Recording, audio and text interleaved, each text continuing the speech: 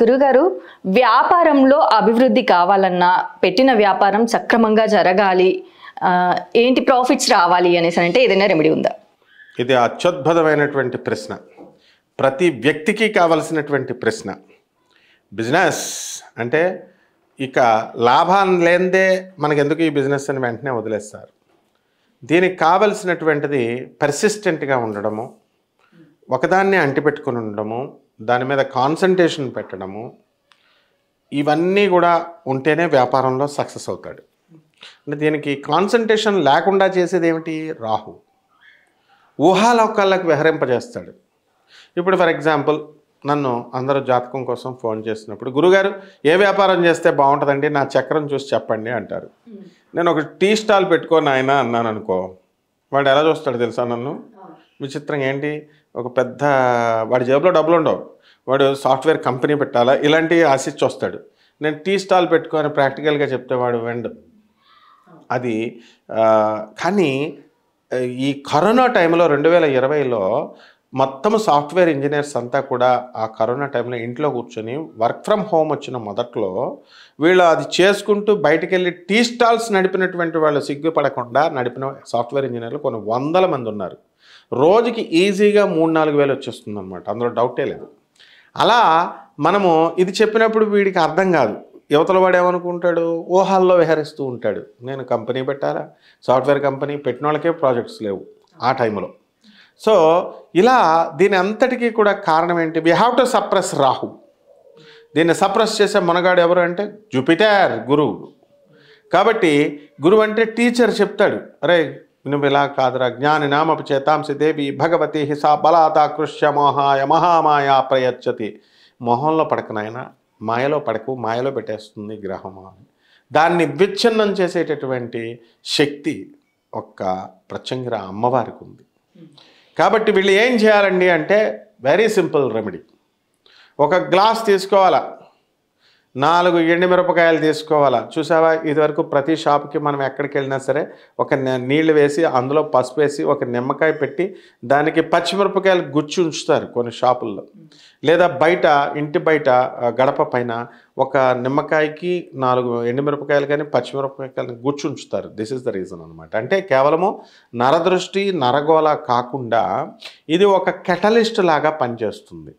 ఆ కెటలిస్ట్ ఏం చేస్తుందంటే it speedens the reaction, it without altering the original reaction. అంటే ఒక క్రియ జరుగుతున్నప్పుడు దాన్ని పెంచుతుంది ఇంకా ముందుకి, అంతేకాని దాన్ని రియాక్షన్ మాత్రం ఆపదు. అంటే జరిగేటటువంటి మినిమం వ్యాపారాన్ని పాడు చేయకుండా డైలీ బిజినెస్ రోజుకి 4,000 వస్తుంది అనుకో, 4,000 రప్పిస్తుంది. ఇంకా పెంచుద్ది క్రియ చేయడం వల్ల. ఇది 4,000 6,000 8,000 చేస్తుంది. అది కిరాణా వ్యాపారమైనా, పెద్ద కార్పొరేట్ హాస్పిటల్ అయినా. చందనా బ్రదర్స్ చేత నేను చేయించింది, చందనా బ్రదర్స్ చేత, అందుకని చెప్తున్నాను. మోహన్ రావు గారి దగ్గర నుంచి, కేదారేష్ దగ్గర నుంచి వాళ్ళంతా మా రాజమండ్రి వాళ్ళు కంప్లీట్గా. రమేష్, చందనా రమేష్, అతను నా శిష్యుడు, ఎమ్మెల్యేకి ఒక చేశాడు. నువ్వు ఎమ్మెల్యే అవుతావు, ఈ రెమెడీ చేయి అన్నాను, అయ్యాడు. బిజినెస్లో మేము స్టిక్కర్స్ కూడా సరదాగా మేము స్టూడెంట్స్ అప్పుడు వెళ్ళి కూర్చునేవాళ్ళం. మా గురువు గారు వాళ్ళు చెప్పిన రెమెడీస్ ఇవన్నీ, పురాణపండి రాధాకృష్ణమూర్తి గారు మరి అంటే గొప్పవాళ్ళు. కాబట్టి ఇక్కడ ఏమిట్రా చేయాల్సిందే అంటే మనం ఏం చేయాలి, వెరీ సింపుల్. ఒక గ్లాస్ తీసుకోవాలా, డిస్పోజల్ గ్లాస్, అందులో కొంచెం వాటర్ తీసుకోవాలా, కొంచెం పసుపు కుంకుమ అక్షతలు వేసుకోవాలా. ఒక పుష్పాన్ని, ఎరుపు రంగు పుష్పం మాత్రమే పనికొస్తుంది. మందార పుష్పం అవ్వచ్చు, ఇక ఎరుపు రంగు మోదుగ చెట్టు అని ఉంటుంది, మోదుగ పువ్వు అయితే ఇంకా సూపర్ అనమాట. ఎనీథింగ్ టేక్ చెట్టు లాగా పువ్వు, ఎరుపు రంగు గులాబీ రంగు ఉన్నదాన్ని తీసుకోవాలి. 4 పచ్చిమిరపకాయలు, 3 ఎండుమిరపకాయలు దానికి అందులో వేయాలి. ఒక పసుపు కొమ్ము వేయాలి. వేసి దానిపైన ఇలా మూత పెట్టి మమ వ్యాపార వృద్ధ్యర్థం ఏ కర్మణాం కరిష్యే పూజాం యథాశక్తి కరిష్యే అని చెప్పేసి 2 అక్షంతలు వేసేసి గోత్రనామాలు చెప్పుకోవాలి. చెప్పుకున్న తర్వాత అమ్మవారికి చక్కగా ప్రత్యంగిర అమ్మవారికి అంటే పార్వతి అమ్మవారికి హారతి ఇవ్వాలి. తర్వాత నైవేద్యం ఏమిటో తెలుసా, నల్ల నువ్వుల ఉండ పెట్టాలి. అంటే బెల్లము, తర్వాత నల్ల నువ్వులు కానీ తెల్ల నువ్వులు కానీ వేసి అక్కడ పెట్టేసి అమ్మవారికి చేస్తే ఈ వ్యాపారంలో కాంపిటీటర్స్ని రైవల్స్ని తొక్కేస్తాం అన్నమాట మనం. And we will become the number 1. ఆయన చేసి చూపించాడు. ఒకానొక సమయంలో బొమ్మన బ్రదర్స్ టాప్ మేము చిన్నప్పుడు మా చందన వాళ్ళు ఒక మామూలు టైలర్ దగ్గర టైలర్గా చేసేవారు. వీళ్ళు చందన బ్రదర్స్ వాళ్ళ యశు అని వాళ్ళంతా ఫ్యామిలీ అంతా కూడా. అలాంటిది వాళ్ళు వచ్చి చందన బ్రదర్స్ పెట్టారు. అట్లాగా బొమ్మనాన్ని తొక్కుకుంటూ వెళ్ళిపోయి వాళ్ళ బిజినెస్ని రైవల్గా ఉంటూ చందన అయ్యారు. తర్వాత కాలక్రమేణా మారుతూ ఉంటాయి బిజినెస్ స్ట్రాటజీస్ ఇవన్నీ కూడా.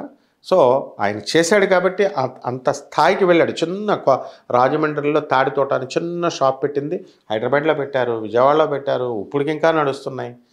ఆయన పొలిటీషియన్గా ఎమ్మెల్యేగా ఎదిగారు. మరి ఈ రకంగా చక్కగా ఒక మనిషి అభివృద్ధి చెందొచ్చు ఏ వ్యాపారమైనా సరే. కాబట్టి మార్వాడీలను నువ్వు గమనించు. మార్వాడీలు ఇది కరెక్ట్గా ఎప్పుడు చేయాలండి అంటే కరెక్ట్గా ప్రదోష సమయంలో చేయాలి. అంటే ఆవులు ఇంటికి వచ్చి తిరిగి వచ్చే సమయంలో మాత్రమే చేయాలి. అంటే కరెక్ట్గా సూర్యుడు దిగుతున్న టైము, ప్రదోష శివుడు నాట్యం చేస్తూ ఉంటాడు ఆకాశంలో. ఆ టైంలో ఆ ఆవులు ఇంటికి తిరిగి వచ్చే సమయంలో చేయాలంటే 5:30 ఆ ప్రాంతంలో అది చేసినట్లయితే వాళ్ళు ఏం చేస్తారు, రోజు హారతప్పుడు ఇస్తారు, కొబ్బరికాయ కొడతారు. అండ్ అందువల్లనే ప్రతి మార్వాడి షాపు వాడి ఎక్కడన్నా చూడడం కళకళలాడుతూ ఉంటుంది. నువ్వు కూడా చక్కగా మార్వాడి అమ్మాయి లక్ష్మీదేవిలాగా చక్కగా ఉన్నావు. కాబట్టి లక్ష్మీ యొక్క కటాక్షంతో వీళ్ళందరికీ కూడా నెంబర్ 1గా అవుతారమ్మా. మరి గురువుగారు దీన్ని ఆడవారు చేయాలా లేదంటే మగవారు చేయాలా? దీనికి మగవాళ్ళు ఒళ్ళు వంచాలా ఫస్ట్. ఎందుకనంటే చాలామంది ఆడవాళ్ళు పాపం వాళ్ళు నిచ్చబొచ్చు చేసుకుంటారు. వాళ్ళు ఇది స్పెషల్ రెమెడీస్ కదా. మగవాళ్ళు అందుబాటులో ఉన్నప్పుడు చాలామంది మగవాళ్ళు చేస్తుంటే భార్యలు తిడతారు కూడా.